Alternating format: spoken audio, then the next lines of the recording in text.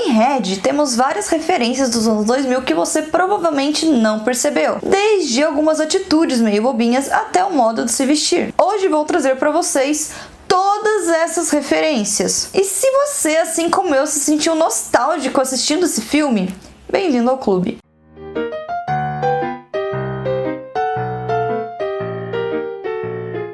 Oi, gente, tudo bem? Eu sou a Choco e bem-vindos ao canal Pipoca. Antes de começar, deixa o like, se inscreve e me siga nas redes sociais, para você ficar por dentro de tudo que acontece na cultura pop e nos bastidores aqui do canal.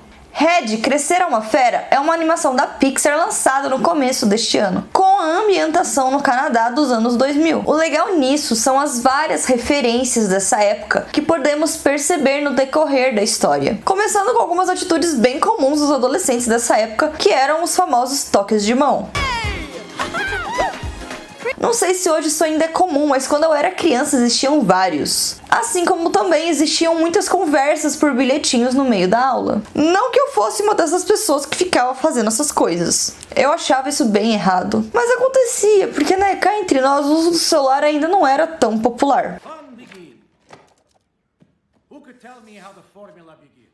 Principalmente nas mãos das crianças. Eram aparelhos bem caros e o acesso não era tão fácil para todo mundo. Mas um eletrônico que era bastante comum e que foi se desenvolvendo com o passar dos anos foi o famoso Discman, muito usado nos anos 80 como toca-fitas, depois evoluído para o uso de CDs nos anos 90 e nos anos 2000 melhorado para os famosos MP3 players que todo mundo sonhava em ter. No filme não fica muito claro qual que a Mei Lin usava.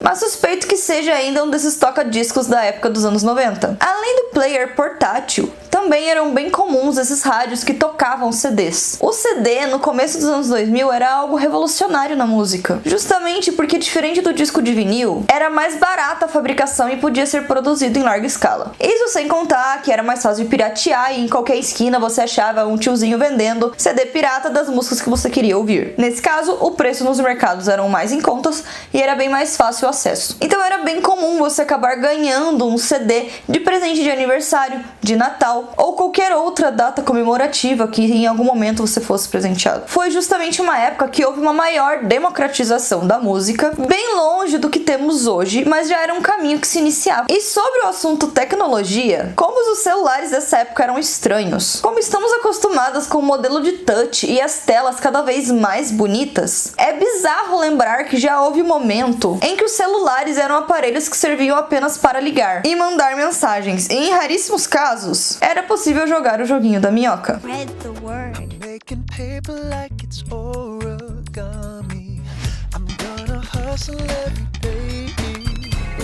Isso que eu já estou considerando um avanço tecnológico, porque os primeiros celulares eram apenas telefones sem fio. A novidade mesmo nessa época era o celular de flip, que hoje inclusive voltou à moda numa versão da Samsung, mas no começo dos anos 2000 o mais famoso era o da LG, e posteriormente, uns anos depois, um coloridinho da Motorola, o famoso V3. Voltando ao assunto música, as músicas dessa época eram boas, desculpa quem não gosta. Mas com a ascensão do pop nos anos 80, com Michael Jackson e Madonna, os anos 90 e os anos 2000 vieram recheados com muita música boa pop e clipes incríveis. Mas nem só de cantor solo vivia essa época. As bandas pop também se tornaram muito famosas nos anos 90, chamadas boy bands. Geralmente eram compostas por garotos que cantavam e dançavam músicas animadas e faziam as garotas, assim como a Mei Lin, se apaixonarem por eles.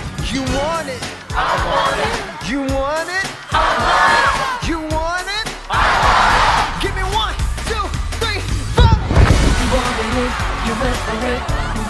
E o Four Town é tudo que o Backstreet Boys era na época. Mas engraçado mesmo foi a mãe da Mei citar a Celine Dion. Isso porque Titanic foi lançado em 1997. E como as músicas não eram amplamente difundidas, os hits demoravam bastante para envelhecer. Então, em 2002, a cantora de My Heart Will Go On ainda era bem conhecida e famosa. Além de uma referência meio direta ao Backstreet Boys, temos também uma referência a Crepúsculo. Eu sei o que você é. Vampiro. A saga de vampiro que mais fez sucesso na história da literatura. Sendo boa ou não, somou milhares de fãs ao redor do mundo. Chamado Nightfall, vemos a Priya lendo um livro com essa temática vampírica, que tem um design meio gótico adolescente. E não podemos falar de góticos adolescentes sem falar dos emos. End of story.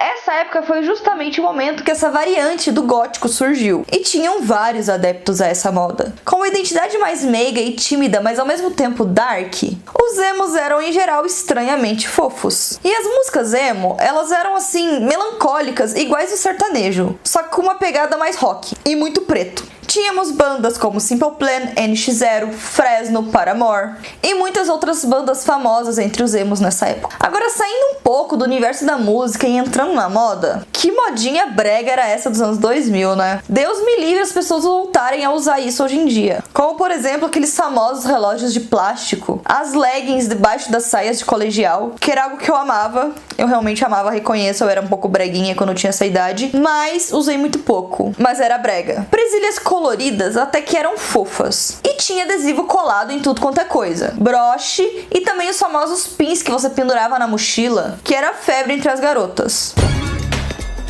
I'm Maylin Lee, and ever since I turned 13, I've been doing my own thing, making my own moves, 24/7, 365.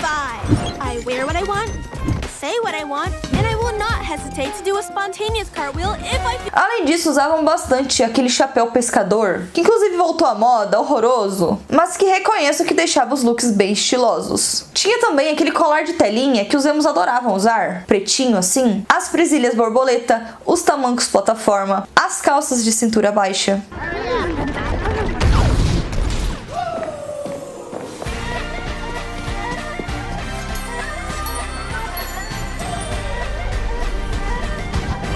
Muito disso ainda está sendo usado hoje em dia, mas de uma forma mais repaginada. E como usar bastante acessório colorido era coisas bem comuns, usar acessórios da amizade como pulseira, colar, anéis, também eram muito utilizados. Muitos deles eram formados por duas partes de uma imagem que eram completadas quando as duas pessoas estavam juntas e usavam o mesmo item. Mas era também bem comum aquelas pulseirinhas de feira feitas artesanalmente, trançadas à mão, que eram combinadas entre si para utilizar em conjunto com as amigas.